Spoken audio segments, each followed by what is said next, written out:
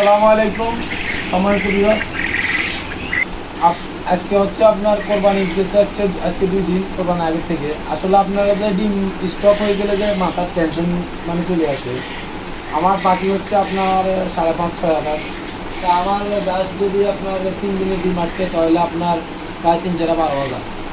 আমার এখানে আজকে ডিম স্টক হচ্ছে আপনার প্রায় 4 দিনের। এখন আবার কালকে অর্ডার হয়ে গেছে আপনার প্রায় 15-20 হাজার। আমার এখানে ডিম আছে ইন টোটালে 22-23 হাজার ডিম আছে। 22,000-23,000 ডিম আছে। ধরেন আমার আজকে অর্ডার হয়েছে, ঈদ যাওয়ার পরে 2 দিন পরে আমার মোটামুটি অর্ডার হয়ে গেছে, ডিমগুলো দিয়ে দিই। আসলে ডিম নিয়ে কোনো টেনশন করলে কোনো লাভ নাই।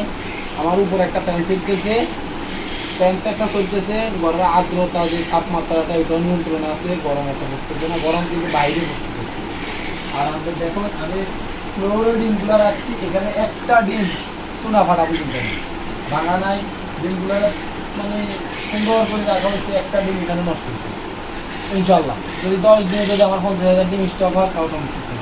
সমস্যা হচ্ছে আপনার ডিমের যদি আর্দ্রতা, যে আপনার যে তাপটা, অতিরিক্ত তাপ যদি না লাগে তাহলে আপনার ডিমটা সহজে নষ্ট হবে না। আর যদি প্যারেন্টস স্টকের লগে যদি আপনার পুরুষ পাখি থাকে তাহলে ওই ডিমগুলো নষ্ট হয়ে যাবে। দ্বিতীয় কথা হচ্ছে আপনার ডিমগুলো যদি চুনা ফাটা থাকে তাহলে নষ্ট হয়ে যাবে। এই ঠিক আছে, নষ্ট হয় যদি আপনি অনেক দিন রাখিয়ে দেন, অনেক দিন রাখেন, ডিমগুলো ফাটায় ফেলাইছেন, একটা ডিম যখন নষ্ট দেখবেন এই একটা ডিমের সাথে কিন্তু আরো 50টা ডিম নষ্ট হয়ে যাবে, ওই ডিমটাই নষ্ট হয়ে যাবে। মূল হচ্ছে আর আপনার হচ্ছে ক্যালসিয়াম, থায়োডিন, আপনার হচ্ছে কিছু মাল্টিভিটামিন আছে, অ্যামাইনো অ্যাসিড বলতে কম খাওয়াটা ভালো।